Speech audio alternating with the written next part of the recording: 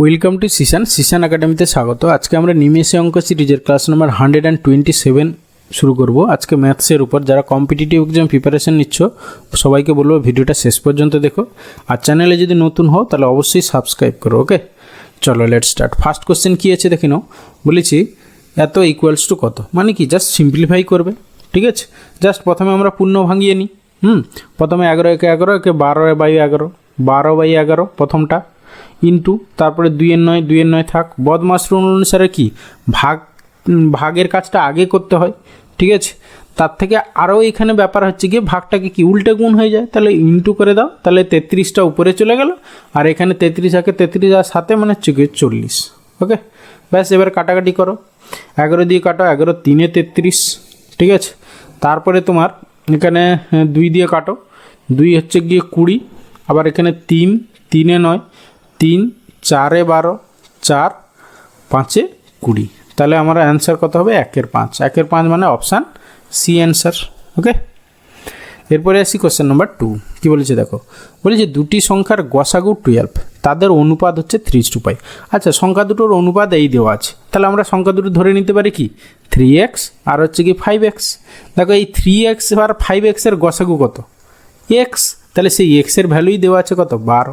এবার সংখ্যা দুটির গুণফল, তাহলে 3x into 5x equal to, তাহলে হচ্ছে কি 3 ইন্টু 5 ইন্টু এক্স স্কোয়ার মানে এই যে 12 12 12 144। ঠিক আছে, জাস্ট গুণ করে যা হবে, তাহলে 5 3 15, আর 15-র সঙ্গে 144 গুণ করো।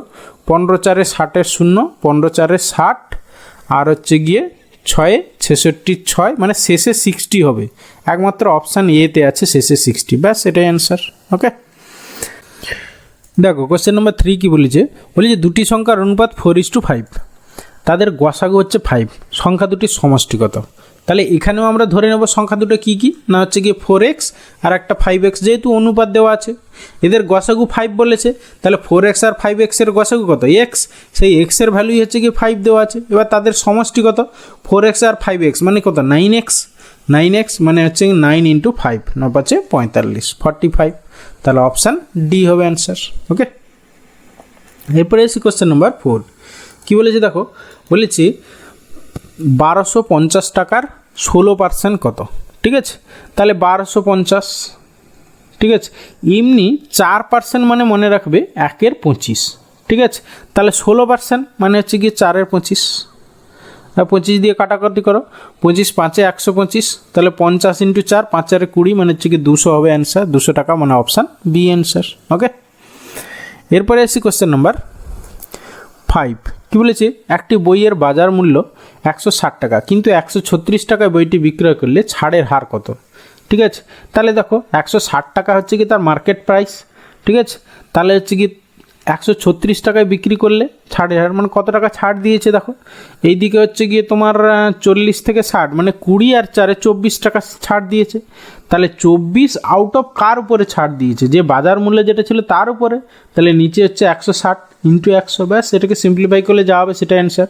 0 0 কেটে দাও, 8 কাটো, 8 2 16, 8 3 24, 2 কাটো, 2 5 10, তাহলে ইকুয়াল টু 15% হচ্ছে গিয়ে ছাড়ের হার। ওকে, তাহলে অপশান ডি অ্যান্সার। এরপরে এসি কোশ্চেন নাম্বার 6। বলেছি পরপর 3টি সংখ্যার যোগফল সর্বদা কত দ্বারা বিভাজ্য হবে? ঠিক আছে, অত ভাবার দরকার নেই, তুমি প্রথমে 1 2 3 ধরে নাও। ঠিক আছে, 1 + 2 + 3, ঠিক আছে, কত হলো? 3 2 5 1 6। ঠিক আছে, তাহলে এই 6টা সর্বদা কত? দেখো তার মধ্যে অবভিয়াসলি একটা 2 থাকবেই। ঠিক আছে, তাহলে এইখানে আমাদের যে অ্যান্সার আছে তার মধ্যে দেখো অবভিয়াসলি 2 হতেই হবে, মানে অপশান এ অ্যান্সার। তুমি আরও একটা টেস্ট করো, ধরো 5 6 7 যোগ করো, কত হচ্ছে? 6 5 11 আর 7 একে 8 18। দেখো এর মধ্যে তোমার 2 অবভিয়াসলি থাকবে, মানে কি 3টে সংখ্যার মধ্যে একটা সংখ্যা তো জোড় থাকবেই, সেই জন্য 2 তার মধ্যে একটা কমন ফ্যাক্টর থাকতেই হবে, ওই জন্য 2 দ্বারা অবশ্যই ডিভিজিবল হবে। ওকে, এরপরে আসি কোশ্চেন নাম্বার 7। কী বলেছে দেখো, ABC যৌথ ব্যবসায় যথাক্রমে 1000 টাকা 1200 টাকা 1400 টাকা মূলধন নিয়োগ করলো। এর লভ্যাংশ 75 টাকা হলে সি এর লভ্যাংশ কত? তাহলে দেখো এখানে যেহেতু টাইম বলেনি, তাহলে সবার টাইম সেম, যখনই টাইম সেম তাহলে তাদের প্রফিট রেশিওটা কী হবে? Profit ratio PR equal to তাদের যা ক্যাপিটাল সেই অনুসারে হবে। ক্যাপিটাল রেশিও যা, প্রফিট রেশিও তা। কখন না, যখন হচ্ছে গিয়ে তাদের সবার সময় সমান। কিন্তু যদি বলে এ 6 মাস খেটেছে এত টাকা, তার এত মাস 8 মাস খেটেছে, তার 10 মাস খেটেছে, বা কারোর 12 মাস খেটেছে, তখন কিন্তু প্রফিট রেশিও ক্যাপিটাল রেশিও একই হবে না। এখানে যেহেতু সবার টাইম সেম, সেই জন্য ক্যাপিটাল রেশিও যা, প্রফিট রেশিও তা। তাহলে এখান থেকে আমরা প্রফিট রেশিও পেয়ে যাবো 3 জনের। তাহলে দুটো করে শূন্য সব বাদ দিয়ে দাও, তাহলে কত হচ্ছে কি? 10:12:14। আরও একবার কাটাকাটি হবে, 2 যাবে, 2 5 10, 2 6 12, 2 7 14। এবার হচ্ছে এর লভ্যাংশ বলছে 75 টাকা, মানে এই 5 ইউনিটের ভ্যালু হচ্ছে গিয়ে 75। ঠিক আছে, তাহলে সি এর লভ্যাংশ চেয়েছে, তাহলে এই 7 ইউনিটের ভ্যালু কত? 5 ইন্টু কত করলে 75 হচ্ছে? ইন্টু 15, 15 5 75, তাহলে তুমি 7 ইন্টু 15 করে দাও। ঠিক আছে, তাহলে 15 সাথে 105 টাকা হবে গিয়ে সি এর লভ্যাংশ, মানে অপশান সি অ্যান্সার। ওকে, এরপরে আসছি কোশ্চেন নাম্বার 8। বলছে দিস ইকুয়াল টু কত? একটু খেয়াল করো, সবগুলোর মধ্যে না 15 কমন আছে, তাহলে তুমি 15 কমন নিয়ে নাও। ওকে, আলাদা আলাদা গুণ করতে যাবে না, অনেক বড় হয়ে যাবে। এইটাই দেখতে চাইছে তোমার স্মার্টনেস কতটা। ঠিক আছে, তুমি একটু চোখ বলা, দেখবে সবগুলোতে 15 কমন আছে, 15 কমন নিয়ে নিলে ব্যাস। এবারে যোগ করো, দেখো প্রথমটা এই 45-এর সঙ্গে তুমি 5 যোগ করো, দেখো 50 হয়ে গেল। আবার এই 35-এর সঙ্গে তুমি 15 যোগ করো, সেও 50 হয়ে গেল। তাহলে দুটো 50 মানে ইন্টু হচ্ছে গিয়ে 100 হয়ে গেল। ঠিক আছে, তাহলে 1500 হবে অ্যান্সার, মানে অপশান ডি অ্যান্সার। ওকে, এইগুলো আর কি, কত তাড়াতাড়ি করতে পারছো সেটাই হচ্ছে ব্যাপার। হ্যাঁ, এরপরে আসি কোশ্চেন নাম্বার 9। বলেছে কোনো বিক্রেতা জিনিস বিক্রির সময় 20% লাভ করেন। যদি তিনি বিক্রি করার সময় মুদ্রিত দামের উপর 10% ছাড় দেন, তাহলে মোটের উপর তার কত লাভ বা ক্ষতি হবে? দেখো, তাহলে প্রথমে আরেকবার পড়ে নিই আমরা অঙ্কটা। মানে অ্যারিথমেটিক হচ্ছে মেন ভাষার খেলা। তুমি ভাষাটা ভালো করে তোমাকে পড়তে হবে, বুঝতে হবে কি বলতে চাইছে। ঠিক আছে, তাহলে এখানে কি বলছে দেখো, কোনো বিক্রেতা যদি জিনিস বিক্রির সময় 20% লাভ করেন, যদি তিনি বিক্রি করার সময় মুদ্রিত দামের উপর 10% ছাড় দেন। দেখো, মুদ্রিত দাম যেটা আছে তার উপর 10% ছাড় দেওয়ার পরেও তার 20% লাভ হয়েছে, তাহলে তার মোটের উপর কত বা লাভ ক্ষতি হবে? ঠিক আছে, আচ্ছা এইখানে কোশ্চেনটা সম্ভবত একটু গন্ডগোল আছে। কি বলেছে দেখো, বিক্রির সময় 20% লাভ করেন, ঠিক আছে, যদি তিনি বিক্রি করার সময় মুদ্রিত দামের উপর 10% ছাড় দেন, তাহলে মোটের উপর কত লাভ বা ক্ষতি হবে?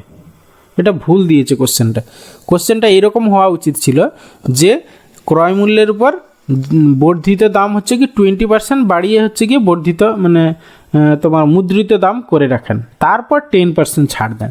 10% ছাড় দেওয়া তার কত পার্সেন্ট লাভ হয়েছে, এইটাই হচ্ছে কি কোশ্চেন হতে পারে। তাহলে প্রথমে কি করেছে, সে ক্রস প্রাইসটা 20% ইনক্রিজ করেছে। ঠিক আছে, তারপরে এবার 10% ছাড় দিয়েছে। ওকে, তাহলে মোটের উপর রেজাল্ট্যান্ট তার কি হয়েছে, লাভ হয়েছে না ক্ষতি হয়েছে, সেটাই হচ্ছে বের করতে হবে। এটা কোশ্চেনটা সেরকমই হওয়া উচিত ছিল, কিন্তু কোশ্চেনটা ভাষাটা ভুল দেওয়া আছে। তাহলে এইখানে যদি সেইরকমই ভাষা হয় তাহলে কী হবে দেখো, 20 মানে আমাদের ফর্মুলা জানি যে x + y - xy/100, সেই যে ফর্মুলাটা আছে, তোমরা যারা আমার পার্সেন্টেজের ক্লাস করেছো হ্যাঁ তারা জানো, বা যারা জানো না দেখো, এইটা যেহেতু ইনক্রিজ মানে এটা প্লাস হবে, তাহলে +20, আর এইটা যেহেতু ডিক্রিজ মানে হচ্ছে কি -10, তারপরে যদি একটা প্লাস একটা মাইনাস হয় তাহলে এইখানে সাইনটা হচ্ছে মাইনাস হবে। 20 × 10/100, ব্যাস, এটাকে সিম্পলিফাই করো।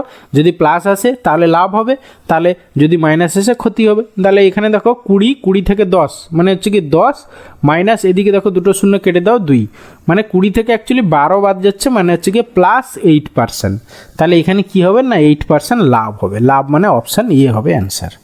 ওকে, এরপরে আসি কোশ্চেন নাম্বার 10।